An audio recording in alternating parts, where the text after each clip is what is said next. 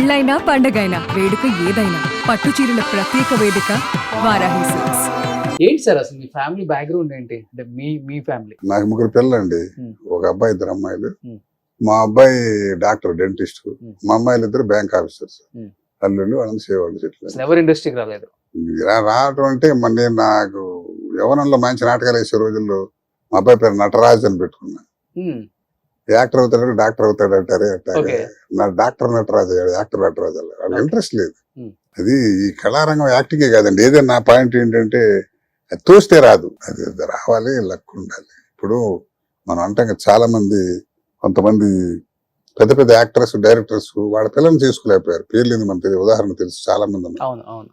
అది తోస్తే రాదు, కలిసి రావాలి. ఒకసారి కలిసి రావడం జరిగితే నీకేమన్నా లేకపోయినా వెళ్ళిపోతాం ప్రవాహంలో. ఫలానా వాడు కొడుకు, ఫలానా వాడు తాలూకు అనేది కొంతవరకే. ఎంట్రీ వచ్చిన తర్వాత సక్సెస్గా, సక్సెస్ మీద సక్సెస్ ఇంపార్టెంట్ అది అవ్వాలి.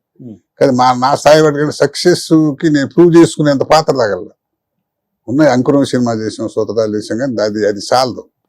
మంచిగా ఉంటుంది, చాలా మంచిగా. చిరుకొండ నేషనల్ అవార్డు వచ్చింది, డైరెక్టర్ మామేశ్వరరావు ఆయన కొడుతూ ఫస్ట్ డైరెక్టర్ నంది అవార్డు వచ్చింది. చెబుతున్నా అసలు నా అదృష్టం ఏంటంటే నేను ఏ సినిమా కానీ టీవీ కానీ వెళ్తే వీడు క్యారెక్టర్ పనికిరాడు అనే పాయింట్ లో తీశారు నన్ను. ఎప్పుడు ఏదో డేట్లు కుదరకు, ఇంకో వ్యాపారం కుదరకు మానేశారు, కానీ నన్ను అసలు బిహేవియర్ కూడా మంచివాడు కాదని అనే పరిస్థితి లేదు. హాయిగా మంచి ఇండస్ట్రీలో మంచి పేరు తెచ్చుకున్నాం, మంచి కళాకారుడిగా పోయింది. కానీ ఎందుకంటే అవకాశాలు రావాలి కదా, రాలేదు. టీవీలో నాకు నెలకి 20 రోజులు టీవీ చేస్తుండేవాడిని అండి. అసలు 2 సార్లు వెళ్ళి పక్కన ఇంకో ట్రై చేద్దామని ఆలోచన, టైం కూడా ఉండేది కాదు, ఆలోచన ఉండేది కాదు. 60 మెగాలంటే మాట్లాడండి.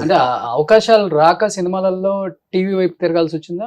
అలాగే అంటే రెండు సైమల్టైనస్ గా రెండు చేస్తున్నాం. ఇప్పుడు చాలా మంది చేస్తున్నాం, దీంట్లో ఎక్కువ బిజీ అయిపోయాం, దాంట్లో రాలేదు. అప్పుడు కొంత ఇంకోటి ఏంటంటే మేము మొదట్లో ఆర్టిస్టులుగా వచ్చినప్పుడు టీవీ ఆర్టిస్ట్ అని ఒక చిన్న చూపు ఉంటుంది. పెద్ద డైరెక్టర్ సినిమాల్లోనే మంచి ఆర్టిస్ట్ కానీ ఓవర్ ఎక్స్పోజర్ వద్దులే అని అవాయిడ్ చేసిన వాళ్ళు నాకు తెలుసు. ఇప్పటికి కూడా ఉంది కదా. ఇప్పటికి ఉందంటే ఇప్పుడు అదే చెబుతున్నా, ఇప్పటికీ ఉంది. మెయిన్ కి బ్యాంక్ చేసే వేషాలు ఎవరండి? ఇప్పుడు పెద్ద పెద్ద సినిమాల్లో అనకూడదు కానీ పెద్ద పెద్ద రంగస్థానం అని పెడతారు. వాడు అసలు ప్రూవ్ చేసుకోవడానికి ఊరికి ఒక 2 వాడు ఎందుకు వేసామని ఏడ్చేటట్టుగా ఉంటాయి పాత్రలు. వీళ్ళు సినిమాకులకి ఏదో మంచి పాత్ర ఇస్తాడని ఇస్తే ఉండవు. అది ఏంటంటే వాళ్ళకు కూడా ద్వేష ఉండదు. ఆ టైంలో అంతే సంక్రాంతి అభిమానం ఉంటుంది. కానీ నన్ను ఒకసారి బాపినేడు గారు అంటే నాకు దేవుడిలా అంటే మనిషి, డైరెక్టర్ విజయ బాపినేడు గారు అండి. ఓ సినిమాకి నాతో వేషం ఇచ్చారు, మెడ్రాస్ తీసుకెళ్లారు. బ్యాంక్ సెలవు పెట్టి వారం రోజులు హోటల్లో ఉన్నాం. షూటింగ్ జరుగుతుంది, రోజు వెళ్ళటం, ఈ క్యారెక్టర్ మేకప్ చేయడం కాదు.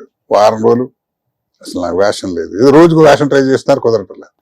8 రోజులు అయిన తర్వాత గురుగారు నాకు ఆఫీస్ పోతుందండి, సెలవు వెళ్ళిపోతానంటే సరే వెళ్ళండి సార్ సినిమా కూడా వచ్చేసారు. తర్వాత అన్నా అనమాట, ఏమండి నన్ను భలే పని చేశారండి, మీరు వారం రోజుల నుంచి చేశారు, నన్ను చాలా ఇన్సల్ట్ చేసిన ఫీల్ అవుతాను అంటే అన్నాడు. నేను ఇన్సల్ట్ చేయాలంటే వారం రోజులు నేను హోటల్లో పెట్టి ఖర్చులు పెట్టి చేస్తానటయ్యా, లేదు టైం అంతే, ఏదో చేయాలి, ఇంకేదో గొప్పగా చేయాలని అనుకున్నాం, కుదరలేదని.